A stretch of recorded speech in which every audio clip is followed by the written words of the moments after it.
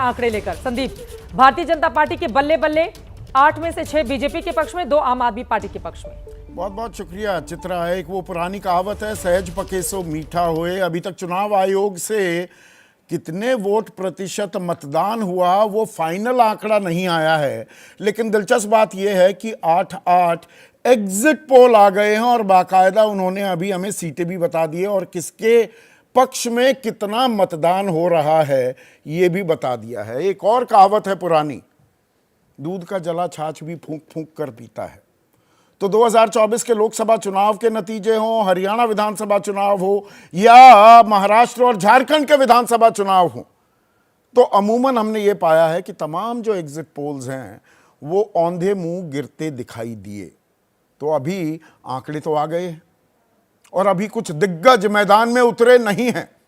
Exit polls के जो दिग्गज हैं, Axis My India, C Voter, CSDS, CNX, अभी इनके आंकड़े नहीं आए हैं। लेकिन जो आंकड़े आए हैं, हम किसी भी आंकड़े को हल्के में नहीं लेते हैं। कोई ट्रेंड मिल रही है, कोई रुझान दिख रहे हैं क्या? फिर से मैं कह दूं, अभी हम इंतजार कर रहे हैं कि चुनाव आयोग क्या आंकड़ा बताता है कि वोटर टर्नआउट कितना था। कोई बहुत ज्यादा उछाल या बहुत ज्यादा मायूसी, उदासीनता तो नहीं देखने को मिली है। 5 बजे तक के जो आंकड़े हैं वो 57.7% वोटर टर्नआउट बता रहे हैं। पिछली दफा यानी कि 2020 के विधानसभा चुनाव से लगभग 1% कम। तो कोई ऐसा मतलब उत्साह, ऊर्जा दिल्ली में नहीं दिखी है, लेकिन कुछ इलाकों में बहुत बढ़ चढ़कर वोटिंग, कुछ इलाकों में उदासीनता। तो हमें यह वर्गीकरण भी करना जरूरी हो जाता है।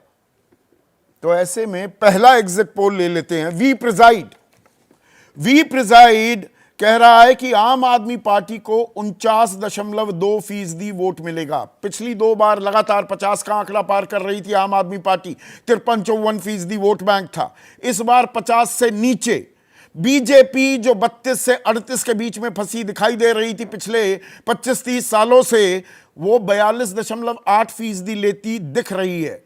लेकिन वो सफिशिएंट नहीं हो पा रहा है। जो बहुत ज्यादा गैप है आम आदमी पार्टी और बीजेपी में पिछले 2 चुनाव में। तो आम आदमी पार्टी 46 से 52 सीटें ले रही है और भारतीय जनता पार्टी 18 से 23 सीटें। यह वी प्रिजाइड का आंकड़ा है। दूसरा माइंड ब्रिंक का आंकड़ा है। माइंड ब्रिंक कह रहा है 47.1% यानी कि 2% और घटा है जितना वी प्रिजाइड ने बताया। और पिछली बार के मुकाबले लगभग 6 से 7% वोट बैंक कम हुआ है आम आदमी पार्टी का। बीजेपी का लगभग 4% वोट बैंक बढ़ता दिखाई दिया है, लेकिन उसके बावजूद 21 से 25 पर ही बीजेपी सिमटती दिखाई देगी, जबकि आम आदमी पार्टी 44 से 49 सीटें लेती दिखाई दे रही है। यानी कि कंफर्टेबल मेजॉरिटी है। 36 है बहुमत का आंकड़ा, 70 की विधानसभा है।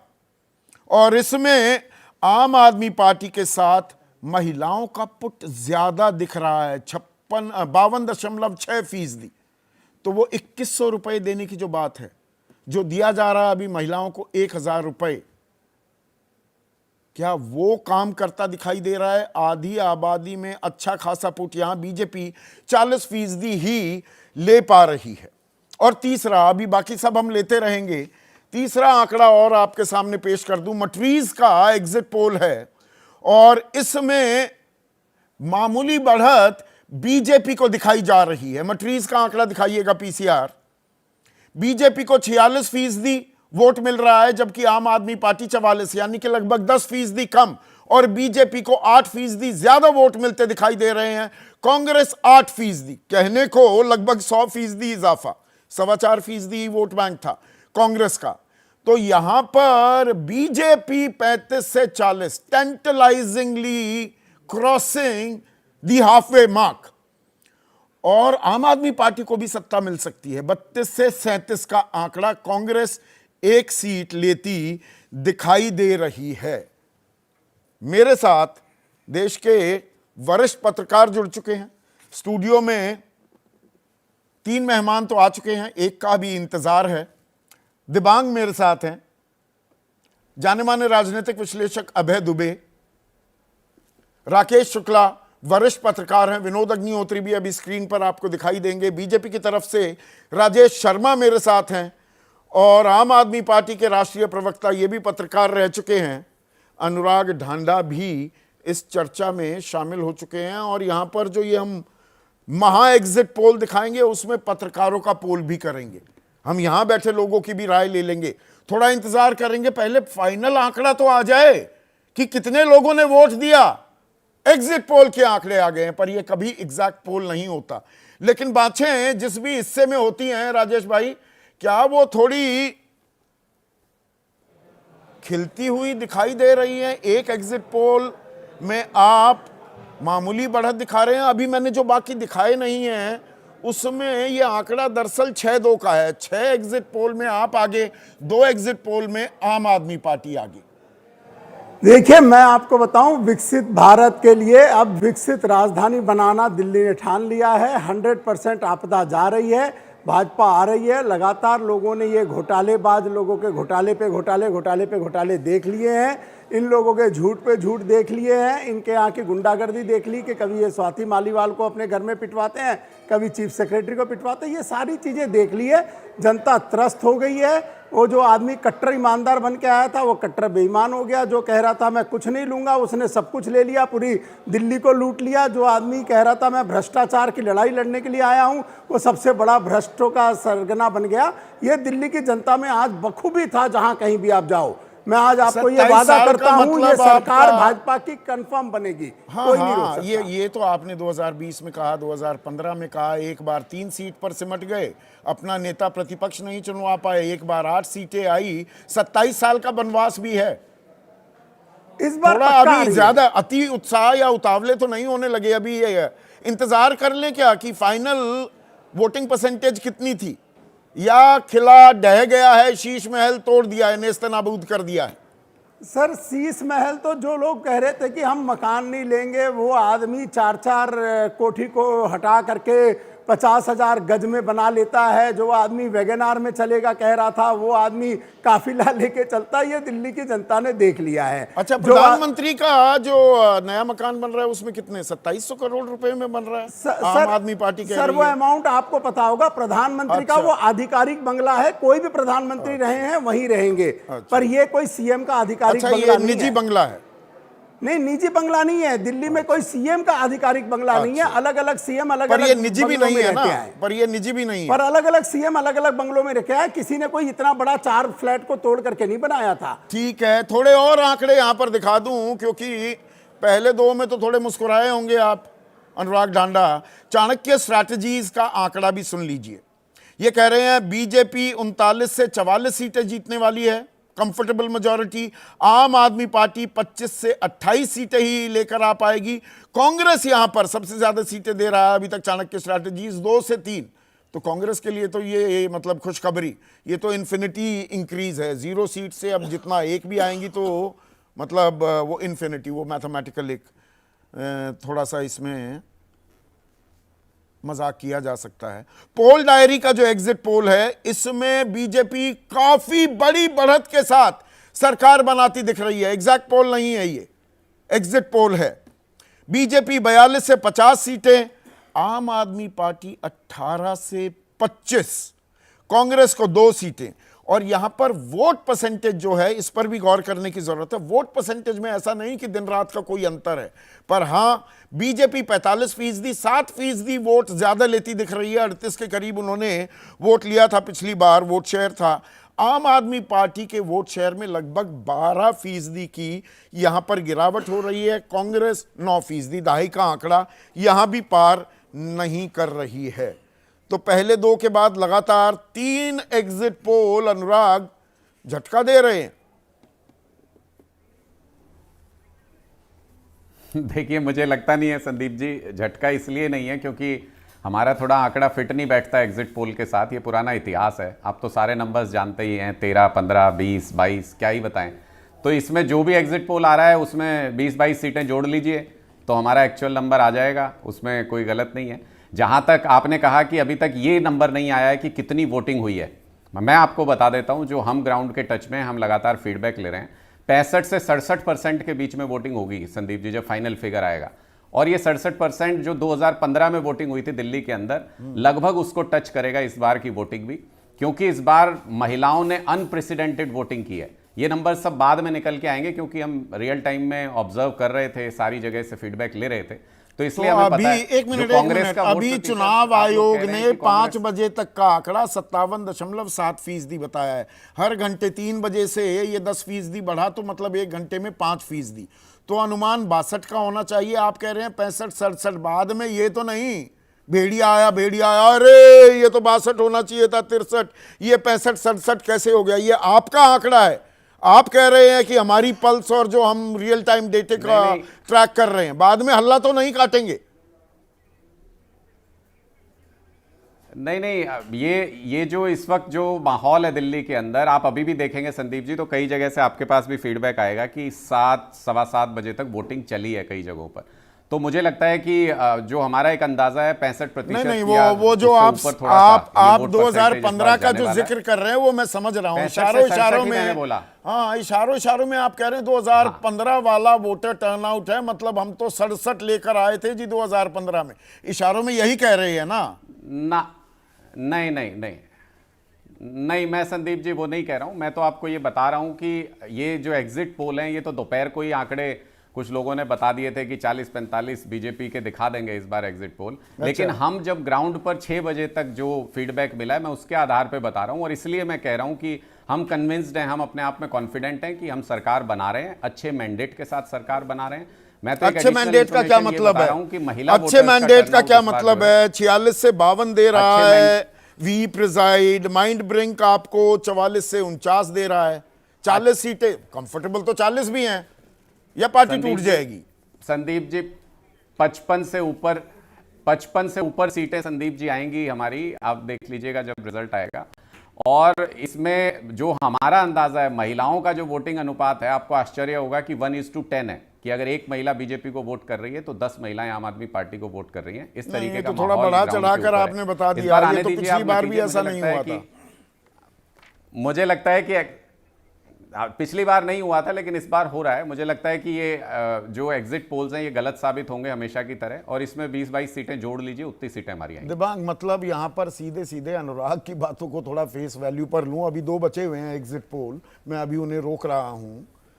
तो दरअसल ये जो विश्वास दिखाई दे रहा है, या कि भाई महिलाएं बढ़ चढ़कर हमें देंगी, वो जो लाडकी बहन योजना महाराष्ट्र में, मैया सम्मान योजना झारखंड में, लाडली बहन योजना मध्य प्रदेश में जो वो कमाल किया था, उसी के सहारे भरोसा जता रही है क्या आम आदमी पार्टी? मेरे ख्याल से इतना ज़्यादा भरोसा है तो वही एक दिखाई देता है जिस पर इतना भरोसा हो। और शायद उनको ये भी विश्वास है कि वो अगर डिलीवर करते हैं तो वो डिलीवर करते हैं। लोग शायद उस पर भरोसा है, उस बात का भी कि हमने डिलीवर किया है।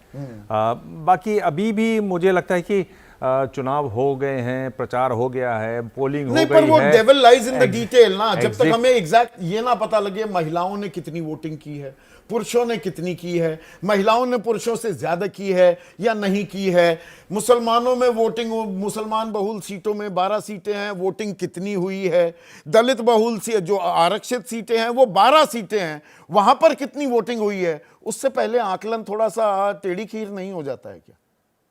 खीरी नहीं है ये कुछ और ही चीज़ है। मुझे लगता है कुछ और ही चीज़ है, क्योंकि देखिए वो तो ये भी बता रहे हैं कि उनके एक वोट के मुकाबले हमें कितने वोट पड़े। हाँ। तो मतलब नहीं, मैं बाकी एग्जिट पोल की भी बात कर रहा हूं। एग्जिट पोल्स भी अभी तो पूरी फिगर्स ही नहीं आई। एग्जिट पोल मुझे लगता है कि बहुत सारे नए एग्जिट पोल्स हैं। हाँ। इसलिए उन्होंने अपने तरीके से पोल किए हैं। मैं देख रहा हूं कि कई एग्जिट पोल हैं, 4 के करीब हैं, जो ये भी नहीं बताते हैं कि वोट परसेंटेज कितना है। तो और बहुत रोचक बात है कि जहां कांग्रेस को 0 हो गया था पिछली बार, 2 एग्जिट पोल बता रहे हैं कि अन्य के खाते में भी 1 सीट आ सकती है। 2 से 3 भी दे रहे हैं। नहीं, अन्य के खाते में बता रहा हूँ, कांग्रेस के अलावा अन्य अदर्स भी खुल गया है खाता। तो मुझे लगता है कि बहुत रोचक है। अब इनको देखना चाहिए। एग्जिट पोल एग्जिट जो हैं वो भी एक तरीके से चटनी है, उसको आप उसी हिसाब से। एक और एग्जिट पोल के आंकड़े भी आ गए हैं, HAS एग्जिट पोल है ये, और इस पोल SAS के आंकड़े क्या हैं वो भी चला दीजिए PCR। तो एसएएस के जो आंकड़े हैं अब आपके सामने आ रहे हैं। ये दिल्ली का 9वां एग्जिट पोल है। अभी एग्जिट पोल में 6-2 का बीजेपी की तरफ साफ रुझान दिखाई दे रहा है और इसमें आम आदमी पार्टी को 27 से 30 सीटें, बीजेपी को 38 से 41 सीटें, ये एसएएस का अनुमान है, और कांग्रेस को 1 से 3 सीटें। तो अब आंकड़ा 9 एग्जिट पोल में विनोद हो गया है 7-2। तो अगर आप उसके बहुमत के हिसाब से देखें तो भाई बीजेपी का पलड़ा भारी लग रहा है। हाँ। और जिस तरह आज आप दिन में आप देखिए ना, जैसे मनीष सिसोदिया जाके उनकी भिड़ंत हुई पुलिस वालों से, या गौरव उनकी सौरभ भारद्वाज की हुई, या सुबह आशी ने जिस तरह से एकदम आरोप लगाया, तो कहीं ये लगता है कि आम आदमी पार्टी दबाव में है। उस पूरी बॉडी लैंग्वेज से तो लगता है दबाव में नहीं है। नहीं, अस्तित्व की लड़ाई तो है ही। 4-4 नेता जेल से वापस आए हैं। अगर यहां पर सरकार चली जाती है तो विघटन का खतरा और वापस जेल भेजने की तलवार जो लटकी हुई है, वो तो सिंपल सी बात है। वो तो अस्तित्व उसका की असर लड़ाई है ही। उसका They have their back against the wall। और उसका असर इनकी पूरी राष्ट्रीय राजनीति पर भी पड़ेगा, पंजाब को भी पड़ेगा, और बाकी जो इनके पर ये सवाल बीजेपी के लिए भी तो लागू होता है ना। 27 साल का बनवास बीजेपी का भी है। वो चिढ़ाते रहते हैं अरविंद केजरीवाल नादान सा मासूम से चेहरे के साथ, मुस्कुराहट के साथ, कि सारा देश तो फतह कर लिया, दिल्ली नहीं जीत पाते हो। नहीं, वो सवाल तो है बीजेपी के लिए, लेकिन बीजेपी की राजनीति में इससे बहुत बड़ा फर्क नहीं पड़ेगा। अगर बीजेपी फिर हार जाती है तो एक फेस वैल्यू की बात तो है, लेकिन नहीं, राजनीति में तो फर्क पड़ेगा, अंतरराष्ट्रीय स्तर की राजनीति पे भी। अदरवाइज ऐसे लगेगा कि वो टेम्पररी ब्लिप था लोकसभा चुनाव में हार। BJP is back and in total control. इतना फर्क पड़ा, लेकिन ऐसा नहीं बीजेपी के अस्तित्व का संकट नहीं आएगा। नहीं, आम आदमी पार्टी के अस्तित्व का संकट आ जाएगा। तो झोंकी थी, इस बात से डिनाई किया जा सकता है क्या बदुबे? ताकत से ज्यादा भी कुछ ताकत झोंकी थी। और वो पिछले चुनावों में चुनाव आयोग के साथ में भारतीय जनता पार्टी के जो मधुर रिश्ते हैं वो भूमिका कोई नहीं निभाते थे। लेकिन लोकसभा चुनाव के बाद में जितने भी राज्य विधानसभाओं के चुनाव हुए हैं, वो चुनाव आयोग से भाजपा के जो विशेष रूप से अघोषित किस्म के, अदृश्य किस्म के जो मधुर रिश्ते हैं, उनकी एक भूमिका रहती है जिसका हम लोग बार बार विश्लेषण करते हैं। यहां भी विश्लेषण हम लोग कर चुके हैं। वो भूमिका चुनाव नतीजों पर क्या असर डालेगी किसी को नहीं पता है। यहां तक कि जो वोटर लिस्टों के अंदर जो हेरफेर हुआ है, वो हेरफेर जिन्होंने करवाया है उन्हें भी नहीं पता है कि इसका असर चुनाव नतीजों पर क्या होगा। उसके लिए तो आपको इंतजार करना पड़ेगा 7 तारीख की रात तक का, कि आंकड़े कोई नए ना आ जाए। हाँ, वो तो मैं कह रहा हूं, वो तो बाद में नया अपडेट ना आ जाए। लेकिन देखिए, जो अज्ञात कुलशील सर्वे एजेंसियां हैं, मैं उनके ऊपर कोई टिप्पणी नहीं करूंगा। उनका सम्मान करते हुए मैं कहूंगा, दिल्ली का चुनाव बहुत ही नजदीकी लड़ाई है। भाजपा के लिए आम आदमी पार्टी को हराना मुश्किल है और आम आदमी पार्टी के लिए लगातार तीसरा चुनाव जीतना मुश्किल है। हमें बहुत से कारक ऐसे हैं, हमें नहीं पता है कि उनका हम आकलन कैसे करें। जैसे और अभी तक कम से कम मैं नहीं कह एक्स सकता। फैक्टर जो 1 तारीख को 12 लाख रुपए तक की आमदनी जो टैक्स फ्री कर दी, उसका इंपैक्ट कितना पड़ा है, ये भी एक कारण है। ये भी और पीएलएफएस के आंकड़े बताते हैं कि जो नौकरियों के लिहाज से 33 लाख यहां पर लोग नौकरी कर रहे हैं, उसमें निजी क्षेत्र और सरकारी क्षेत्र, तो उनमें काफी लोगों को बेनिफिट भी मिलने इससे वाला पहले है। दिल्ली के पर वो किसी चुनाव में 25,000 का फायदा लेंगे या ये फायदे पर ज्यादा निगाह होगी? देखिए, दिल्ली के किसी भी चुनाव में बीच में वेतन आयोग की घोषणा नहीं हुई थी। किसी भी चुनाव में केंद्रीय बजट ने इतनी लंबी चौड़ी रियायत नहीं दी थी। अच्छा, जो कांग्रेस का प्रदर्शन भी अपने आप में एक रहस्य है। कांग्रेस को जो भी वोट मिले, कोई भी लाई का आंकड़ा पार नहीं कर रहा है। ठीक है, अगर 9% हो जाता है, इसका मतलब दूना होना। तो दूना होने पर कांग्रेस किसके वोट काटेगी? क्या वो दलित मुसलमान वोट काटेगी? एक दिन कार्यक्रम किया था, वो किया था, मैं था उसमें। बड़ी उसमें दिलचस्प बात दर्शकों को भी हम साझा कर दें। 2015 में जब कांग्रेस के 9.5% वोट आए, इस बार 9% का आकलन कर रहे हैं ये तमाम एग्जिट पोल जो हैं, तो नहीं सुनिए ना, पूरी बात सुनिए, बड़ी दिलचस्प है। कांग्रेस 36 सीटों पर 10,000 से ज्यादा वोट लेकर आई थी और 11 सीटें ऐसी थी जहां पर 20,000 से ज्यादा वोट लेकर आई, और इनमें से बीजेपी सिर्फ 2 जीत पाई। 2020 में कांग्रेस दरअसल सिर्फ 8 सीटों पर 10,000 से ज्यादा वोट लेकर आई थी राकेश, और उसमें से 7 सीटें आम आदमी पार्टी जीत गई, एक ही बीजेपी जीत पाई। तो जब ये बीच में 9-10 वाली फिगर पर कांग्रेस आती है तो वो दरअसल आपके लिए फायदेमंद हो जाता है। दोधारी तलवार है ये, दोधारी तलवार है क्या ये? अभी इस तलवार कहूंगा संदीप जी, देखिए मेरा कहना यह है कि मैं इसको इस तरह से रखूंगा कि जो दलित और मुसलमान वोटर है, वो वोटर कांग्रेस काट रही है कि नहीं काट रही नहीं है? काट रही है। अगर कांग्रेस वो वोट नहीं काट रही है तो फिर तो कांग्रेस बड़ी के जो- तादाद में तो कट का- नहीं रहे, अगर 9% देखिए तक का ही आंकड़ा है देखिए तो। हाँ, तो कांग्रेस को जो वोट डबल हुए हैं वो फिर बीजेपी के खाते से आए हैं। हाँ। बशर्ते अगर कांग्रेस दलितों और मुसलमानों के वोट काट रही है, यानी उसके जो अतिरिक्त 4, सवा 4, 4.5% वोट हैं, वो इन्हीं दो हाँ, तबकों से आ अगर रहे इन्हीं हैं। दो तबकों से आए हैं तो आम आदमी पार्टी को नुकसान होगा, वरना बीजेपी को नुकसान होगा। राकेश, संदीप भाई, पहली बात तो ये एग्जिट पोल कहने की ताकत में नहीं जुटा पा रहा क्योंकि अभी मतदाता एग्जिट ही नहीं हो पाया है। हाँ। अब पोल आ गया। तो अभी 2 आंकड़े आने बाकी हैं, एक मतदान के और एक मतगणना के। और 2004 से जो हम एग्जिट पोल देख रहे, तो मैं सभी एजेंसियों का पूरी विनम्रता के साथ कहता हूं कि बड़ा अच्छा काम कर रहे हैं, पर विश्वास के लायक तो नहीं है। हम यदि धरातल की बात करें तो अभी जिन विषयों पे बात हो रही थी उन विषयों को हम 2 भागों में बांटते हैं। पहले हम बांटते थे कि जो मध्य वर्ग है वो ईमानदार चेहरे को वोटिंग करता था, लेकिन 1 तारीख के बाद वो भी लाभार्थी बन गया। तो अब क्या है, लाभार्थी वर्ग बड़ा हो गया है दिल्ली में। बहुत तो सही यानी कहा। मध्य वर्ग और निम्न वर्ग दोनों लाभार्थियों की श्रेणी में आ गए।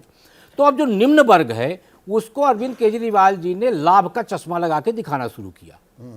तो अब जो निम्न वर्ग के सामने 2 विकल्प आ गए हैं लाभ देखने के, एक 2100 रुपये, एक 2500 रुपये। भारतीय जनता पार्टी ने कहा कि जितनी योजनाएं फ्री की चल रही हैं वो सारी योजनाएं कंटिन्यू हम चालू रखें। हाँ, इनको कल्याणकारी माना, इनको कल्याणकारी जिनको माना। रेवड़ी कह रही थी अब पहले। जिनको आप कह रहे हो कि 1000 देंगे, फिर आपने 2100 कहा। भारतीय जनता पार्टी कह रही हम तो दे रहे हैं ना, मध्य प्रदेश में दे रहे हैं, महाराष्ट्र में दे रहे हैं, हम 2500 देंगे। तो अब लाभकारी योजनाओं का वर्ग बढ़ गया है। तो एक जो मध्य वर्ग है जिसका आपने कहा कि 33% जो है कर्मचारी वर्ग है, हाँ, तो वो 33% कर्मचारी वर्ग जो अभी तक लाभकारी योजनाओं से बाहर था वो एक नई लाभकारी योजनाओं में शामिल हो गया है। तो वो निश्चित तौर पे कहीं ना कहीं लाभार्थी किसका फायदा करेगा? और ये दूसरा सवाल, अहम सवाल जुड़ जाता है। पहला सवाल अभी भी, क्या आप ये मानेंगे कि महिलाएं किसके साथ गई हैं?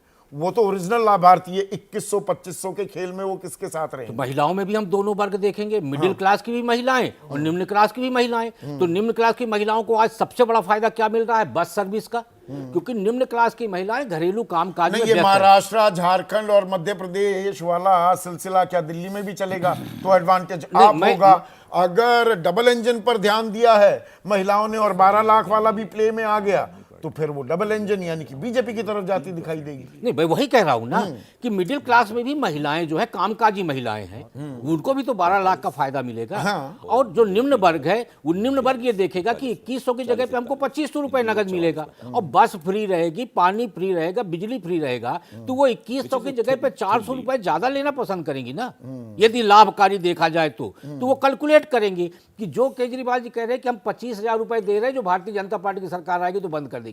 या जो दे रहा है उस पर भरोसा ज्यादा होता है। भाजपा कह रही हेमंत सोरेन भाजपा मतलब कह रही कि हम 35,000 रुपए दे रहे हैं आपको। नहीं, मध्य इसमें प्रदेश एक और- में मध्य प्रदेश में 1500 दे रहे थे, कांग्रेस ने 3000 कहा, लेकिन भरोसा 1500 पे जताया। 1250 1250 पे भरोसा 1250 जताया, कांग्रेस ने 3000 नहीं चला। नहीं, इसमें एक और बात, जो अरविंद केजरीवाल जेल से आए हैं, मनीष सिसोदिया जेल से आए हैं जी। हेमंत सोरेन भी जेल में गए थे। और हेमंत सोरेन, हम यहाँ सारे बैठे हैं, and correct me if I am wrong, कोई भी ये प्रिडिक्ट तो नहीं कर रहा था कि 56 सीट जीत जाएंगे वो 81 में से। और बाद में आकलन ये हुआ, अरे भाई महिलाओं ने बढ़ चढ़कर उनको वोट दे दिया, भरोसा जता दिया। नहीं, महिलाओं ने भी वोट एक दिया। पैरेलल भी दिखता है क्या झारखंड और दिल्ली में? नहीं, महिलाओं ने भी वोट दिया। दूसरा, हेमंत सोरेन को ट्राइबल वोट एक मुश्त मिला। उनकी गिरफ्तारी का जो असर आदिवासियों पर पड़ा, तो वो जो आदिवासी वोट थोड़ा बहुत बीजेपी को मिलता भी था, वो पूरा पोलराइज हुआ उनके साथ। इसीलिए उनकी अपनी सीटें भी बढ़ी और गठबंधन की सीटें भी बढ़ी महिलाओं के साथ। पोलराइजेशन इस चुनाव में भी आपने देखा है क्या दिल्ली में?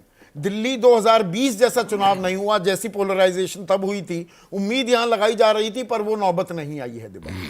जी हाँ, बिल्कुल वो नौबत नहीं आई और वो दिखाई भी नहीं दिया और उस तरह की बहुत ज़्यादा कोशिश भी नहीं हुई। बटेंगे कटेंगे एक बार दिखा और फिर दिख के फिर वो ओझल हो गया। हाँ, वो और ओझल हो वहीं गया। दिखा जहाँ वो कैंडिडेट जो थे वो बटेंगे कटेंगे टाइप के ही थे, तो बीजेपी की तरफ से वो कोशिश की गई। आप जानने में किसी बात कर रहा हूँ, पर मुझे लग रहा है ये जो बात no, I like your tongue in cheek style. जी धन्यवाद। मैं ये बोल रहा हूँ कि एक जो बात हो रही है टैक्सेस की, उसमें जो मुझे जो आंकड़ा सबसे रोचक लगता है, और चूंकि आपका शो है तो उसमें आंकड़े ज़रूरी हैं और बाकी लोग दे नहीं रहे तो मैं कोशिश कर रहा हूँ कि अगर आप देखें तो 13,747 पोलिंग बूथ्स थे पिछली बार 2020 में। 50% इनमें से पोलिंग बूथ जो थे वो झुग्गी झोपड़ी कॉलोनीज, रीसेटलमेंट कॉलोनीज में थे। इन कॉलोनीज में आम आदमी पार्टी को 97 से 92% वोट मिला। तो मैं ये कह रहा हूँ कि और बाकी अगर आप देखें तो 33% जो कॉलोनीज जो बनी हुई थी उनमें थे, 17% वहाँ थे जो पुरानी दिल्ली में इलाके आते हैं। तो मतलब 50% नहीं, थोड़ा सा इसको ब्रेक डाउन करने की जरूरत है। ये बहुत अहम आंकड़ा आपने दिया है। पिछली बार जितने पोलिंग स्टेशन थे, दर्शकों ध्यान दीजिए, बहुत अहम आंकड़ा दे रहे हैं दिबांग, उसमें से आधे झुग्गी झोंपड़ी में, वहां पर 90%, 92 से 95, 97% वो आम आदमी पार्टी में जाते दिखे। तो आम आदमी पार्टी यहाँ पर 20-25% की एंटी इनकम्बेंसी भी झेल सकती है। स्टिल ड्राइवर सीट, वही मैं कह रहा हूँ कि अगर वो रिटेन कर रही है आम आदमी पार्टी हाँ, झुग्गी झोंपड़ियों में, रिसेटलमेंट कॉलोनीज तो में, मतलब अपने 90-92 से वो 60 पे भी रहे, 55 पे भी रहे, तो वो तो भी बात बन जाती है। तो भी बात बन जाती है। हाँ, तो ये एक बहुत महत्वपूर्ण आंकड़ा है। इस बार हालांकि पोलिंग बूथ थोड़े बढ़े हैं, 13,766 हैं, पर बहुत ज्यादा नहीं बढ़े वो हैं। तो पिछली बराबर बार सही है। हाँ, बराबर सही है। हाँ। तो ये एक बहुत महत्वपूर्ण आंकड़ा है, इस पर नजर रखने की जरूरत है। इस आंकड़े में जो आप अभी डिस्कस कर रहे थे कि क्या मिडिल क्लास और क्या ये जो टैक्स की छूट दी गई है, भाई 7 लाख तक तो पहले भी दी जाती थी, क्या वो असर करेगा, कहां तक असर करेगा? बीजेपी ने कोशिश जरूर की होगी, नहीं, एक माहौल तो बना है, इसमें तो कोई शक नहीं जरूर, कि भाई लेकिन मिडिल क्लास की बम बम हो गई। लेकिन दिल्ली में नाम जो तो वोट सरकार, मांगे गए। लेकिन दिल्ली में जो नहीं, मांगे सरकार, क्यों ना, जब दिया है तो वो तो मांगेंगे। लेकिन दिल्ली में जो सरकार बना रहे हैं वो रिसेटलमेंट कॉलोनी, झुग्गी झोंपड़ी वाले लोग जो हैं वो बना रहे हैं। क्विक कमेंट, ये एक फिर अभी समझने वाली बात जो है। आप- सौरभ भारद्वाज का भी एक बयान आ रहा आपने है। ध्रुवीकरण वाली बात कही, जो बात मैं एक बार आपके कार्यक्रम में कह चुका हूं, उसको दोहराना यहाँ जरूरी है कि भारतीय जनता पार्टी ने रणनीतिक रूप से इस चुनाव में आखिरी 7 दिन में जो सांप्रदायिक कार्ड खेला जाता है वो नहीं खेला। वो इसलिए नहीं खेला ताकि मुसलमान आम आदमी पार्टी के ध्रुव पर जमा ना हो जाए और कांग्रेस को उनका वोट कुछ काटने का मौका मिले। तो ये स्ट्रेटेजिक एक मूव थी। अभी सौरभ भारद्वाज, एग्जिट पोल्स पर ही हम चर्चा कर रहे हैं, उन्होंने एक बयान दिया है। क्या कह रहे हैं एग्जिट पोल के बारे में? सौरभ भारद्वाज अहम मंत्री हैं दिल्ली सरकार में, अब 8 के बाद मंत्री रहते हैं, सरकार भी रहती है या नहीं वो तो बाद की बात है। सुनिए। 2025 में भी पहले के हिसाब से हमारी सीटें कम दिखाई जा रही हैं। मुझे लगता है कि आम आदमी पार्टी को एग्जिट पोल हमेशा कम आंकते रहे हैं और उसका बड़ा कारण ये है कि आम लोगों की जो आवाज़ है वो अक्सर भारतीय जनता पार्टी के जो दबंग हैं वो दबाते हैं। डराया जाता है, धमकाया जाता है, तो एक आम आदमी अपनी बात एग्जिट पोल पे नहीं कहता, उसको डर रहता है। इसलिए तमाम एग्जिट पोल जब जब आम आदमी पार्टी का सर्वे करते हैं वो गलत पाए जाते हैं और आम आदमी पार्टी का वोट शेयर एग्जिट पोल से ज़्यादा आता है। जितना मैंने आज पूरे क्षेत्र में अपने देखा, पूरे एरिया में मैं घूमा, जो लोगों का एक्सप्रेशन था, कोई विक्ट्री का साइन बना रहा था, कोई थम्स अप दिखा रहा था, कोई अपनी गाड़ी रोक के उतर के मुझे कह रहा था कि हमने आपको वोट दिया है, आपकी सरकार बन गई, इस बार फिर से आप आ गई। इस तरीके का जो माहौल है, मुझे लगता है कि वो एक साफ दर्शाता है कि एक बड़े बहुमत से, मैं नहीं कह रहा, एक बड़े बहुमत से आम आदमी पार्टी की सरकार बन गई। तो आज एक ही चीज को कई बार कह रहे हैं और हमने भी पूरा का पूरा बयान ही चला दिया है। वो ये कह रहे हैं कि कम आंकते हैं एग्जिट पोल्स और हमारी सीटें आ जाएंगी। अब ये ताल तो ठोकी जाएगी। और इस बीच एक 10वां एग्जिट पोल भी आ गया है। डीवी रिसर्च क्या कह रहा है, उनका आंकड़ा क्या है? 7-2 अभी बीजेपी के पक्ष में एग्जिट पोल्स का रुझान। ये एग्जैक्ट पोल कतई नहीं है, ये बात मैं लगातार अंडरलाइन कर रहा हूं, लेकिन 10वां जो एग्जिट पोल है डीवी रिसर्च, वो क्या कह रहा है अब आपके स्क्रीन पर आता दिखाई दे रहा है। और यहां भी आम आदमी पार्टी के लिए बुरी खबर ही आ रही है, 26 से 34 सीटें, जबकि बीजेपी को 36 से 44 सीटों का अनुमान कांग्रेस खाता नहीं खोल पाएगी, ये डीवी रिसर्च कह रही है। तो अब 7-2 से ये 8-2 तक चला गया है। लेकिन राजेश, जो अनुराग ढांडा भी कह रहे थे, सौरभ भारद्वाज भी कह रहे हैं, हालांकि बात उनकी सही है, 2015 में भी 2020 में भी ये कि 62 सीट आ जाएंगी, 67 सीट आ जाएंगी, ऐसा कोई अनुमान नहीं था। अटकी भटकी, त्रिशंकु, इस तरह के अनुमान 2020 में भी लगाए गए थे। पर तब की और आज में फर्क है। तब ये शराब घोटाला नहीं हुआ था, तब एक पे एक फ्री नहीं दिया था, महिलाएं नाराज नहीं हुई थी, तब ये हालत नहीं थी कि भाई स्कूल के कॉलेज के सबके बगल में आपने ठेके खोल दिए हो। ये सब सारी चीज़ों से जो बसें हैं, बसों में आप फ्री तो कर दिए पर वो बसें हैं ही नहीं। अवेलेबिलिटी ऑफ बसें कितनी कम है। जो 40 सीटों की बसें उसमें 100 लोग जाते हैं, महिलाएं घुसती कैसे हैं ये सबने देख लिया। और महिला की सुरक्षा के ऊपर में जो हुआ लोकसभा है, चुनाव में वो सारे एग्जिट पोल कह रहे थे 400 पार भी दिखा दिया था बीजेपी एनडीए को, वो आपकी 240 सीट ही आई बीजेपी की। देखिए एग्जिट पोल कहीं थोड़े ऊपर नीचे हो सकते हैं, पर इस बार जमीनी हकीकत यह है कि लोग पूरी तरह से नाराज है। ये कई घोटाले जो खुल गए, कई जो जेल चले गए, 15 लोग जेल अभी जाके आए हैं। आप ये देख लो जिस तरीके की हालत है, सीएम हो, डिप्टी सीएम हो, लीडर ऑफ हाउस हो, हर कोई अगर अंदर जा रहा है और घोटाले पे घोटाले हैं, कोर्ट तक उनको नहीं छोड़ रही, तो आपको समझ में आ रहा है क्या हालत है। छवि लेकर जिस तरह की वैकल्पिक राजनीति का डंका पीटकर अनुराग आप लोग आए थे, उस पर तो दामन पर दाग तो लगे हैं। ये दाग क्या इतने गहरे भी हैं कि टाटा बाय बाय, झाड़ू पर झाड़ू लग जाएगी? देखिए, मुझे लगता है संदीप जी, वो तो जब लोगों का निर्णय आएगा तब इस बात को कहा जा सकता है। लेकिन मुझे ये लगता है कि ये लोगों का एक्सप्रेशन भी है इस बार इस चुनाव में कि अगर आप किसी को घेर करके मारने का प्रयास करेंगे, अन्याय अत्याचार करेंगे, सारी एजेंसी सब कुछ लगा देंगे उसके पीछे कि इसको खत्म करना है, तो फिर उसके साथ जनता खड़ी होती है, जनता उसको बचाती है। और ये बात सौरभ ने सही कही कि हमारा जो वोटर वर्ग है, जो विक्टिम कार्ड अच्छा खेलते हैं, पर आप कोई इतने मासूम नादान थोड़ा हैं। नहीं, ऐसे कोई हिस्ट्री शीटर भी नहीं है संदीप जी जैसा आपने तंज मार दिया। हम तो शरीफ लोग हैं, हम तो शरीफ लोग हैं।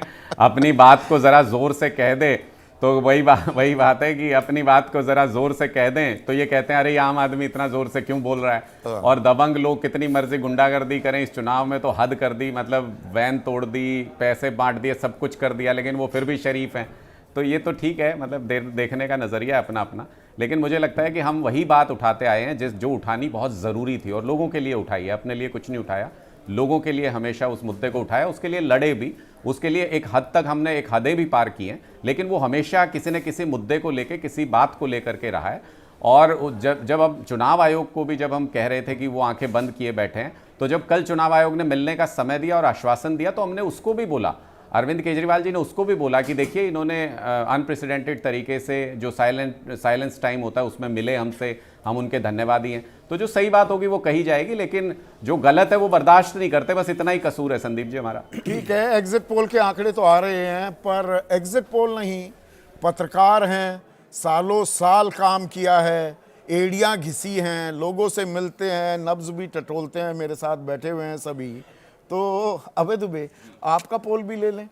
मैं दिमाग से शुरू ही नहीं कर रहा हूं क्योंकि ये पहले ही वो शुभ मुहूर्त ही नहीं होने देंगे, तो मैं अबे दुबे के गले में घंटी बांध रहा हूं। मेरा अनुमान ये है हाँ। कि चुनाव फंसा हुआ है, लेकिन अभी तक ऐसा नहीं दिखाई पड़ा है पूरे चुनाव में कि भारतीय जनता पार्टी कभी आम आदमी पार्टी से आगे निकली हो। इस फंसी हुई स्थिति में भी आम आदमी पार्टी के पास में एक पतली सी लीड है, करीब 2-3% वोटों की लीड है, ऐसा मतलब 40-42 के करीब आम आदमी पार्टी। लेकिन वो लीड बेहतर प्रबंधन या आम आदमी पार्टी किसी गलती कारण किसी वजह से वो पलटी भी आ सकती है। तो आप आंकड़ा 40-42-28 लेकिन मैं मानता हूं कि अगर ये लीड कायम रही तो आम आदमी पार्टी आगे निकल जाएगी। यही आंकड़ा दे रहे हैं 40-42-28-30 नहीं, 46 मैं 36 से 40 के बीच में आम आदमी पार्टी और बीजेपी, मतलब काफी कड़ा मुकाबला बता रहे हैं। आपकी निगाह में विनोद? नहीं, मुकाबला तो कड़ा मैं भी मान रहा हूँ, और मुकाबला अच्छा खासा कड़ा है। और बल्कि जो आम आदमी पार्टी की जो प्रमुख सीटें हैं उनमें भी मुकाबला कड़ा है, वो चाहे जंगपुरा हो, चाहे कालकाजी हो, चाहे नई दिल्ली हो। अच्छा, इसमें एक दिलचस्प बात और जो मैंने पाई और लोगों से जो मैंने बात की है विनोद, कि बीजेपी ने बहुत ताकत झोंकी है आम आदमी पार्टी के बड़े चेहरों को घेरने में, पटकनी देने के लिए कि भाई अरविंद केजरीवाल को हराना है, मनीष सिसोदिया को हराना है, आतिशी को हराना है, गोपाल राय को, सत्येंद्र जैन को हराना है, गोपाल राय को। और उसमें यह भी बात आई कि उस चक्कर में कहीं औरों के लिए राह आसान तो नहीं हो गई, ओवर कंसंट्रेशन कुछ सीटों पर बीजेपी की हुई है। नहीं, बीजेपी की रणनीति ये थी कि आम आदमी पार्टी के बड़े नेताओं को आप फंसा दीजिए तो एक तो प्रचार के लिए उतना ध्यान नहीं दे पाएंगे, दूसरा जब इसका परसेप्शन बनता है कि अरे अरविंद की सीट फंसी हुई है, मनीष की सीट फंसी हुई है, तो उसका असर दूसरे क्षेत्रों में पड़ता है। ये एक रणनीति थी उनकी। ओवर नहीं, एक कंसंट्रेशन बार पश्चिम बंगाल में भी ये किया था कि नंदीग्राम से हराना है, ममता हरा ही को। दिया था ममता को। वहाँ हरा भी दिया, पर ममता वहां पर अंगूठा स्वीप कर गई। दिखाती हुई बाहर निकल स्वीप कर गई, गई। 210 से ऊपर सीट ले गई। लेकिन देखिए बीजेपी का वहां पर भी सारे एग्जिट पोल और बहुत सारी चर्चाएं थी, 200 बीजेपी हाँ, वो तो- बीजेपी 70 पर रह गई। 70 पे रह गई थी और वो ममता 200 के ऊपर निकल गई थी, 211 212 सीटें ले गई थी।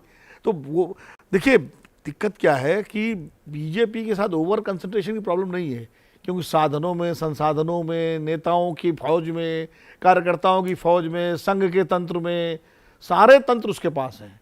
तो इसलिए उसके सामने वो समस्या नहीं है कि 4 सीटों आंकड़ा पे- आप क्या देते हैं फिर क्लोज फाइट में? किसको एज, किसको है आगे, कौन है? नहीं, जो बात अभी दिवांग ने कही, वो जो पूरा बूथ वाइज, उसके हिसाब से मैं आम आदमी पार्टी को एज देता हूँ। आम आदमी पार्टी को कितनी एज? वही मतलब 40-42 के 40-42 सीटें, 28-30 उधर बीजेपी। आप राकेश भाई? सीट से पहले हमें एक चीज़ जानना बहुत ज़रूरी है हाँ। कि जो अभी तंत्र की बात चल रही थी, भारतीय जनता पार्टी एक नई तरीके की स्थितियों को लेकर चली। अपने यहाँ व्यवस्था ये होती है राजनीति में कि या तो पानी पी लो और ना मिले तो गिरा दो। तो जब आंकड़े की बात आती है तो भाजपा ये मान के चल रही थी या तो सरकार बनाओ, या सरकार नहीं बन रही है तो इनके बड़े चेहरों को रोक दो। बड़े चेहरों को रोकने का मतलब ये हुआ कि यदि बड़े चेहरे हार जाएंगे तो सारे छोटे चेहरों के बीच में एक नया द्वंद्व शुरू होगा यदि सरकार बनी कि चीफ मिनिस्टर कौन। और ये द्वंद्व की शुरुआत हुई जब पिछली बार आतिशी को बनाया गया, तो पहला रिएक्शन सौरभ भारद्वाज जी का आया कि वो खड़ाऊ मुख्यमंत्री हैं। वो उससे एक संकेत मिला, यानी बल मिला राजनीतिक दलों को कि ये एक संकेत है कि आगे इन पे टूट फूट हो सकती है। हाँ, जो स्थितियां अभी दिख रही हैं उसमें मुझे आम आदमी पार्टी बहुत अच्छी हालत में नहीं दिख रही। भारतीय जनता पार्टी को इस बात का फायदा हो रहा है कि अरविंद केजरीवाल जी के खिलाफ स्थितियां बन रही नहीं, हैं। बहुत अच्छी हालत में नहीं दिख रही का मतलब क्या हुआ? वो 67 सीटें, फिर 62, तो भाई 40-45 आई तो बहुत अच्छी स्थिति तो नहीं है, पर बहुमत आ गई। देखिए या बहुत अच्छी स्थिति का मतलब है 35 से नीचे जा रही है आम आदमी पार्टी। आम आदमी पार्टी मुझे 35 से नीचे ही दिखाई दे रही है नीचे दिखाई दे रही है, ठीक और है। भारतीय जनता पार्टी 40 से ऊपर जाती हुई दिखाई नहीं दे रही। नहीं दे रही थी। नहीं दिखाई दे दे रही। रही। तो मतलब जो विनोद और अभय कह रहे हैं, आप उनसे पलट, बात वही कांटे की टक्कर है, पर आपके हिसाब से एज बीजेपी को। अच्छा संदीप, एक चीज तो दिलचस्प है, भाजपा ने आम आदमी पार्टी के सभी बड़े नेताओं को तो घेरा, सौरभ भारद्वाज को नहीं घेरा। हाँ, ये इसके पीछे भी क्या रणनीति हो सकती है? जो ये कह रहे हैं शुक्ला जी, कहीं वो भी तो कि वो बिल्कुल सेफ सीट है, कि वहां पर ज्यादा डिस्टर्बेंस की गुंजाइश नहीं है। दिबांग कुछ आंकड़ा देंगे, बताएंगे कौन आगे है आपकी निगाह में? चूंकि मैंने कवर नहीं किया संदीप, ईमानदारी की बात यह है कि मैंने कवर नहीं किया, और अक्सर मैं कवर करता हूँ और बहुत उत्साह के साथ कवर करता हूँ मुझे लगता है। और जो मैं कवर करता हूँ ज़्यादातर झुग्गी झोपड़ी कॉलोनीज़ और रीसेटलमेंट कॉलोनीज़, वहीं पर मैं जाता हूँ। पर मैंने इस बार किया नहीं है तो मेरे को बहुत ज़्यादा अंदाज़ा नहीं है। आप चूँकि कवरेज कर आए हैं, और अगर आप इशारा करें कि भाई झुग्गी झोपड़ी कॉलोनियों में, रीसेटलमेंट कॉलोनियों में कैसा रहा, तो मैं आपका टेक लेते हुए, यानी अगर गफलत होगी तो फिर आपकी रिपोर्टिंग नहीं, बर्बाद। नहीं, जैसे देखिए- मैंने दिवांग का टेक लिया। हाँ, नहीं, ये बहुत हल्के से, जो महीन तरीके से कि बेटा बहुत समझदार बन रहे हो, नहीं, बहुत ऐसा चालाक कहते बन रहे हो, मुझसे पूछ रहे हो, लाओ अपना तुम्हारे गले में घंटी बांध देता हूँ। आपको अगर आंकड़ा चाहिए तो मैं एक दूसरा आंकड़ा दे सकता हूं जो इससे बिल्कुल अलग है, जिस पर भी चर्चा मुझे लगता है कि आने वाले दिनों में होगी, बताइए ना इसलिए ये प्लीज। महत्वपूर्ण है। क्योंकि लोगों ने कहा किस तरह से आरएसएस अब खुलकर प्रचार करती है बीजेपी के लिए। 250 विस्तारक आरएसएस झुग्गी झोपड़ी में घुसे हुए थे। हाँ। अब मैं बात पूरी कर लूं। आरएसएस ने महाराष्ट्र में किया और अब आरएसएस खुद कहती भी है। तो दिल्ली में कहा जा रहा है कि करीब 50,000 ड्राइंग रूमों में बैठक हुई, यानी छोटी छोटी बैठकें हुई, जिसमें drawing rooms, offices, shopping malls, वहाँ पर इनकी बैठक हुई। दिल्ली को आरएसएस ने कुल मिलाकर 8 विभागों में बांटा हुआ है, और एक पंच परिवर्तन की वहाँ पर बात हुई, और उसमें ये निकल कर आया कि किस तरीके से बदलाव की ज़रूरत है और किस तरीके से बीजेपी बदलाव कर सकती है। तो एक बार फिर आरएसएस की भूमिका यहाँ बहुत महत्वपूर्ण हो जाती इसमें है। पर मैं यहाँ एक और बात कह दूं, ये मुझे भी काफी साल हो गए अब पत्रकारिता में, ये आरएसएस का जो फिनोमेना है ना, और अभय आपका कमेंट भी चाहूंगा, वो जब बीजेपी जीतती है तो आरएसएस की बड़ी बल्ले बल्ले होती है, आरएसएस ने जिता दिया, और बीजेपी को माकूल नतीजे ना मिले तो वो आरएसएस नहीं, का अभी नाम तो ले, ये वो अभी कोई ये तो अभी बात हो रही है, अभी तो नहीं, मैं वही कह रहा नतीजे हूं, दूर हैं। लोकसभा चुनाव में कि आरएसएस कहां थी, वो 400 का आंकड़ा 240 पर ही कैसे रह गया? तो आरएसएस का प्रचार तंत्र और नहीं, लोकसभा चुनाव में, माफ कीजिएगा, लोकसभा चुनाव में जिस तरह से बातें जेपी नड्डा ने कही थी, उससे तो साफ था आरएसएस कहाँ थी। अच्छा, लोकसभा उससे में तो कोई नाराज ना confusion होके नहीं वो था। बिल्कुल सब कुछ पूरा जिस तरह से मोहन भागवत लगातार बयान नहीं, दे रहे नहीं, मेरा थे, सवाल जिस ये तरह है, से अगर जेपी नड्डा का आरएसएस बयान नाराज था लोकसभा में, वो खुश हो गया हरियाणा में और उछल कूद करके पूरा प्रचार में घुस गया, कोई ना बयान तब तक वापस लिया गया था। नहीं, आप अगर आप देखें उसके बाद मनोहर लाल खट्टर को भी हटा दिया गया आरएसएस के प्रिय को वहां से। संदीप, ये आप जानते हैं कि उसके बाद बातचीत हुई और आपने देखा किस तरीके से हरियाणा में, महाराष्ट्र में आरएसएस ने खुलकर प्रचार किया, और प्रचार ही नहीं किया, जो कि एक हैरानी की। ये बात बिल्कुल सही है कि राष्ट्रीय स्वयंसेवक संघ लोकसभा चुनाव और उससे पहले कभी भी चुनाव प्रचार में उनकी कैसी भागीदारी हुई है इसकी कोई स्पष्ट दावेदारी नहीं करता था। जो कुछ होता था कयास था कि भाई भाजपा के साथ खड़े हुए हैं वो लोग, हैं, उनका समर्थन है नहीं है, नाराज हैं, दुखी। इस बार विधानसभा चुनावों में लगातार वो चुनाव होने से पहले ही कहता है, इस पर भी वो पर्दा था, वो पर्दा हट गया, फ्रंट फुट पर खेल रहे हैं। तो देखते हैं 8 तारीख को इसके बारे में भी चर्चा हो जाएगी। हमारे साथ मनोज कुमार भी जुड़ गए हैं। मट्रीज का हमने यहाँ पर एग्जिट पोल दिखाया था, सर्वे सर्वा भी हैं, और यहाँ पर जो पत्रकार सब कह रहे हैं कि कांटे की टक्कर है, और यहाँ पर विनोद और अभय दुबे कह रहे हैं आम आदमी पार्टी को बढ़त, राकेश कह रहे हैं बीजेपी को बढ़त, और मनोज भाई आप भी कह रहे हैं भाई कांटे की टक्कर है, एनीथिंग इज पॉसिबल, बीजेपी 35 से 40 और आम आदमी पार्टी 32 से 37, यानी कि किसी को भी बहुमत मिल सकती है मनोज, पर ज्यादा चांसेस बीजेपी के लग रहे हैं जी। ये आपका आंकड़े सजेस्ट करते हैं? जी संदीप जी, सबसे तो खुशी की बात है कि जिस तरीके से हम लोग एग्जिट पोल लेकर आते हैं तो अपने को बचाते हुए निकलते हैं आंकड़े को प्रेजेंट करते समय। और आज तो खुशी की इस बात की कि 2 बड़े पत्रकार भी मेरे साथ जुड़ गए हैं कि वो एज को लेते हुए चल रहे हैं, अपने आप को बचाते लेके चल रहे हैं। देखिए, जब भी आंकड़ा प्रस्तुत किया जाता है और जो चीज़ें दिख रही हैं इस आंकड़े में, एक रूलिंग पार्टी है और इस रूलिंग पार्टी पिछले 10 सालों में बहुत बड़े मार्जिन के साथ अपने आप को यहाँ पे स्थापित की हुई है। आज जो आंकड़े आ रहे हैं उस आंकड़े को इट इज प्रेजेंट नहीं किया जा सकता है, इसलिए कि यहाँ पे ये डर बना हुआ है कि ये आंकड़ा घटेगा तो कितना घटेगा और बढ़ेगा तो कितना बढ़ेगा। और तो इसमें एक और चीज मनोज, आप बुरा मत मानिएगा, ये आंकड़े जो आपने लिए हैं ये अर्ली ट्रेंड्स, आप सुबह से ही, वो 7 बजे से वोटिंग तो शुरू हो गई थी, पर जो आपका फाइनल आंकड़ा आया वो तब आ चुका था जब वोटिंग अभी जारी थी।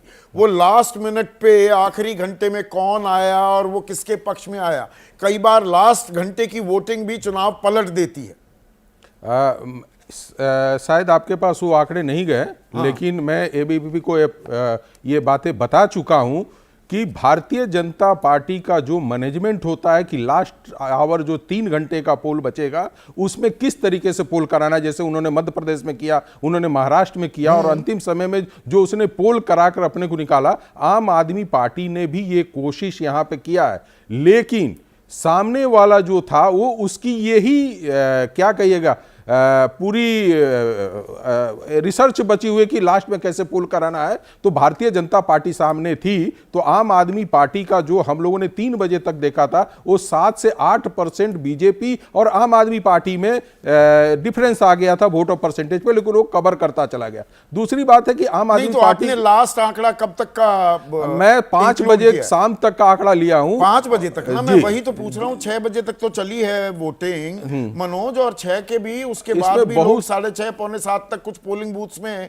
वो खड़े हुए थे, तो उनको वोट डालने का हक होता है। कोई ज्यादा चेंजेज नहीं आता। मैं यही चीज जी जी समझना संदीप जी, चाह उसमें रहा था। कोई ज्यादा चेंजेज नहीं आता है। जब शुरू के हम ट्रेंड को पकड़ लेते हैं, सिर्फ एग्जिट पोल हम लेकर इस डेटाबेस को लेकर नहीं आते। हमारा उसमें बहुत सारे मेथड है जिसके थ्रू हम लोग करते हैं, जैसे क्वालिटेटिव क्वांटिटेटिव जो हमारा होता है उससे मैच कराते हैं। इसके बाद हम कंफर्म होते हैं किन सीटों पे रुझान क्या है और तब लेकर आते हैं। अच्छा, सबसे ये बड़ी बात जो है, आम आदमी पार्टी और बीजेपी 46%, आम आदमी पार्टी 44%। बीजेपी को अगर हम थोड़ा वर्गीकरण करें वोटर का, कौन से वोटर बीजेपी की तरफ झुकाव ज्यादा करते हुए दिखाई दिए और कौन सा वोट आम आदमी पार्टी के साथ खड़ा रहा? छिटका है पर वो खड़ा रहा, वो कौन सा वोटर था? जैसे देखिए महिलाओं में पिछले 2 इलेक्शन में आप देखेंगे कि आम आदमी पार्टी के साथ थे, और हम लोगों ने जब ओपिनियन पोल भी लेकर आए थे उस समय भी महिलाएं कुछ हद तक दिख रही थी। लेकिन पिछले 4 दिनों के अंदर महिलाओं का जो रुझान था आम आदमी पार्टी की तरफ, उसमें टूट हुआ है। और 10% जो पिछले पोल में से इस बार 10% आम आदमी पार्टी की तरफ से महिलाएं टूटी है, जो उसका सबसे स्ट्रांग वोटर होता था। दूसरी बात है कि इसमें मिडिल क्लास औरतों का पुट ज्यादा था, या ये मिडिल हो या गरीब तबके की भी महिलाएं बराबर ऐसे? जी संदीप जी, उसी पे जा रहा था मैं, उसी में जा रहा था। देखिए जिस तरीके से मैंने बताया कि 10% जो महिलाएं थी वो टूटी हैं और वो जाकर भारतीय जनता पार्टी के जुटी हैं। यदि आप जो आम आदमी पार्टी का सबसे जो बेस था, जहां पे उनका एरिया था, वो स्लम एरिया में था, जहां से वो वोट को उठा कर लाते थे। दिल्ली एक ऐसा स्टेट है जहां पर इसके अपने वोटर नहीं है, इसकी अपनी हवा नहीं है, इसका अपना नहीं, सिर्फ जमीन है दिल्ली का। और इसीलिए कहा जाता है कि सब लोग मिलकर दिल्ली को दिल बनाया है और ये भारत की राजधानी है। यहाँ पे हर स्टेट से लोग आते हैं, वो जात के आधार पे, भाषा के आधार पे, कम्युनिटी के आधार पे ये वोट कम करते हैं उनको कि हमको सरकार से कितना बेनिफिट मिला है, कितना वो दे सकते हैं। लेकिन जिन बस्तियों पे इनका कब्जा था, जिन एरिया में इनका कब्जा था, वहाँ पे पानी चाहिए था, सड़क चाहिए था, सीवर चाहिए था। आप संदीप जी बहुत लंबे समय से कर रहे हैं, दिल्ली को भी कवर कर रहे हैं। आज उन बस्तियों पे जाइए तो लोग कहते हैं कि भाई पानी का बिल तो आपने माफ किया, तो मतलब पानी वहां दिया पर भी छिटकाव हुआ है? जी, हर वर्ग में चटका हुआ है। और मुसलमान दलितों में छिटकाव हुआ है या वो मुसलमान दलित तबका आम आदमी पार्टी के साथ खड़ा रहा? अब देखिए दलित को समझने के लिए बात कर रहे हैं कि दिल्ली का सीट जो है, नई दिल्ली का, जहाँ पे अरविंद केजरीवाल जी खड़े थे, वहां पे वाल्मीकि समाज का भी एक अच्छा खासा वोट रहा हुआ है। और वो वोट आज के डेट में मुझे बीजेपी के तरफ से जाते हुए दिख रहा। तो हम इस चीज को मान के चल रहे हैं कि कहीं ना कहीं शेड्यूल कास्ट का जो वोट है वो शिफ्ट हुआ है, आम आदमी पार्टी के तरफ से टूटा है। उसी तरह से जो इनके रविदास केजरीवाल भी चुनाव हार सकते हैं। जितने 5 बड़े चेहरे हैं उनके लिए तो खतरे हैं। 5 बड़े चेहरों के लिए खतरा है। हाँ, 100%। यहां तक कि मैं कहूंगा कि यहाँ मुख्यमंत्री अतिशी के लिए भी बहुत अच्छे आज का पोल नहीं है, उनके लिए भी है। चूंकि जब हम लोग वहां कर रहे थे तो लोगों ने कहा कि अरे आप क्या ले रहे हैं, सर्वे लेना है तो अतिशी जी के घर के पीछे जाइए, आप देखिए कि कितना कूड़ा है, कितने वहां पे पानियों का परेशानी है, उन लोगों से मिलिए, आप इस बूथ पे क्या लेकर करेंगे। तो हमारे लोगों को लोगों ने ले जाकर अपने कॉलोनी में दिखा रहे थे कि देखिए इस तरह की समस्या है। तो जब मुख्यमंत्री के घर के इर्द गिर्द आपका सैंपल साइज कितना था? मैंने 37,000 प्लस हमारा लिया है और वो सारे लोगों को। लेकिन देखिए, हाँ संदीप जी, आपने पूछ लिया तो अच्छा भी किया। लोग कहते हैं कि भाई 37,000 आपने लेकर आप एग्जिट पोल लेकर आ रहे हैं। तो मैं बता देना चाहता हूं कि कभी भी एग्जिट पोल जो आता है उस दिन का जो डाटा कलेक्शन है उसी से नहीं आता है। हम पिछले 6 महीने से कर रहे हैं और एक एक चीज पे हम लोग कलेक्ट करते हैं कि क्या, फिर वो तो ओपिनियन और एग्जिट का घालमेल हो गया जी। तो इसलिए उस चीजों को हम लोग जब जोड़ते नहीं है, क्योंकि आज मैंने 37,000 किया, लेकिन पिछला जो ये बेस जो बना है वो पीछे जो 1 लाख से ऊपर जब हम लोगों ने ओपिनियन पोल लिया है उसके आधार पे आज हमने एग्जिट पोल के डेटा को रिलीज किया। ठीक है, तो यहां पर 5 बड़े चेहरे मुश्किल में हैं। एक बड़ी चीज यहां पर मटरीज की तरफ से दावा किया जा रहा है, ये एग्जैक्ट पोल तो बिल्कुल नहीं है, पर अनुराग मतलब बड़े बड़े दिग्गज ही मुसीबत में हैं और आप कह रहे हैं अरे हमारी तो सरकार बन रही है फिर से। देखिए, मुझे लग रहा है कि अभी कुछ देर पहले जो चर्चा हो रही थी वो सही थी क्वालिटेटिव तरीके से, कि जब आतिशी जी को चैलेंज करने के लिए रमेश बिधूड़ी जी आए तो वो अपने सारे वॉलंटियर्स को साउथ दिल्ली लोकसभा वो लड़े हैं। वहाँ से सारे वॉलंटियर्स को यहाँ ले आए और 3-4 विधानसभा पूरी तरह खाली हो गई, वहाँ भारतीय जनता पार्टी काम नहीं कर पा रही थी। यही हुआ प्रवेश वर्मा जी के साथ, जब वो नई दिल्ली आए तो अपने पीछे बाहरी दिल्ली के सारे जो अपने वॉलंटियर्स थे उन सबको नई दिल्ली में ला के डाल दिया। तो इन्होंने, ये ठीक है कि कोई मार्जिन थोड़ा बहुत ऊपर नीचे हो सकता है, पर कंफर्टेबली सारे बड़े चेहरे जीत रहे हैं और उसकी वजह से कम 20 सीटें ऐसी हैं जो प्रभावित हुई हैं और भारतीय जनता पार्टी वहां पे कमजोर हुई है। मुझे लगता है संदीप कि हम बहुत कंफर्टेबल हैं। और मैं जब मनोज जी की बात सुन रहा था तो मैं और ज्यादा convinced हो गया आप ये मान कि रहे हैं हम 20 सीटें, अगर मैं 62 में से 20 कर दूं तो आप 40-42 पर आकर खड़े हो गए थे एक टाइम, ये खुद मान रहे हैं आप? नहीं, मैं ये कह रहा हूं कि क्योंकि उन सब इलाकों में भारतीय जनता पार्टी के वर्कर्स तो हैं ही, स्ट्रांग वर्कर्स हैं, उनका कैडर बेस है पूरा और वो अच्छा चैलेंज करते हैं हर चुनाव के अंदर।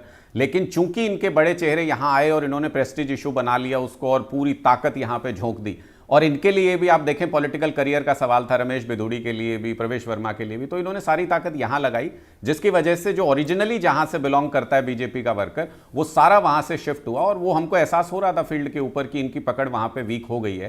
तो राजेश, अब जो ये जो दावा अनुराग कर रहे हैं हैं कि बड़े चेहरों को हराने के चक्कर में बाकी जगह भी ध्यान नहीं दिया, कहीं ये तो नहीं हो जाएगी दिक्कत 8 तारीख को? कहीं नहीं होगी दिक्कत। आम जनता को पता है, इन्होंने 500 स्कूल के वादे किए, 20 कॉलेज यूनिवर्सिटी के वादे किए, इन्होंने अच्छी सड़क की वादा किया, इन्होंने पानी देने का, पानी मिला ही नहीं, जो मिला गंदा मिला। और दिल्ली की जो हवा है, आज हर कोई बात करता है कि हम तो एक गैस चैम्बर में रह रहे हैं, प्रदूषण दूर करने का कोई उपाय नहीं किया, झूठ पे झूठ बोला, तानाशाही की हद है कि इनके एक एक नेता छोड़ते गए हैं पिछले 10 साल 15 साल से। क्या पानी और हवा के प्रदूषण की बात करते हैं, दिल्ली मतलब एनसीआर को देख लें, एनसीआर में तो हरियाणा में आपकी सरकार, राजस्थान में आपकी सरकार, यूपी में आपकी सरकार, पूरे एनसीआर मतलब दिल्ली की हवा खराब है, फरीदाबाद की ठीक है, नोएडा की ठीक है, सोनीपत की ठीक है, बहादुरगढ़ की ठीक है, पानी भी वहां ठीक है। पानी ज्यादा खराब है, यमुना का पानी हरियाणा वाला पी सकता है और मथुरा में भी पिया जा सकता है, दिल्ली में दिक्कत है। सर हरियाणा में तो पी रहे हैं लोग और हरियाणा में तो साफ है, दोनों जगह की टेस्टिंग होकर के आपने रिपोर्ट देख ली, यहाँ का झाग तो आपको दिख रहा है।